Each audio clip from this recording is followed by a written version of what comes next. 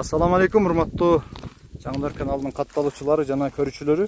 30 баш бир коро энчилик койлор чыгып атат. Койлордун баасын сразу айтайын, 22 000 сомдон кеми бар. Сыпаттарын көрүңүздөр, өтө таза, жүндөрү таза, куйруктары ачык туугандар. Бир чындык бул койлор 3 жылдан бери 25 000 30 000ден кем козу берген жок туугандар. Козулардын бардыгы ушул пулда сатылды. Эркек козулар андан кымбат. Таза кандуу кисар койлор. Кыргызстанга келгенине 3 жыл болуптур. 3 жылдан бери бир короону жакшы койлуу кылып, эми дагы жаңы ээсине кайтып жаткан кербездери. Жайгашкандары Каракулжа району, Улайтала айылы.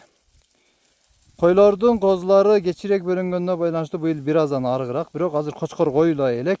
Каалаган кочкоруңуздарды коесуздар, копиясын аласыздар. Жакшыраак кочкор койгонго аракет кылыңыздар. Мына кызыл быйыл козу тишинде, токтусунда тууп алган үчүн жүндөр түшпөй калыптыр туугандар. Кээ бирде ушундай болуп калат.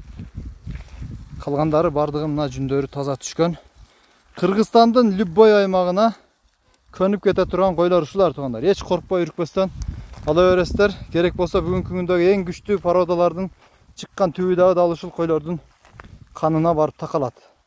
Андыктан эч коркпостон арашаң болсо арашан, алатоо болсо алатоо кочкор коюп козу алып, кийинки жылдан биз менен байланышсаңыздар туугандар, сатылышына жардам беребиз буйруса.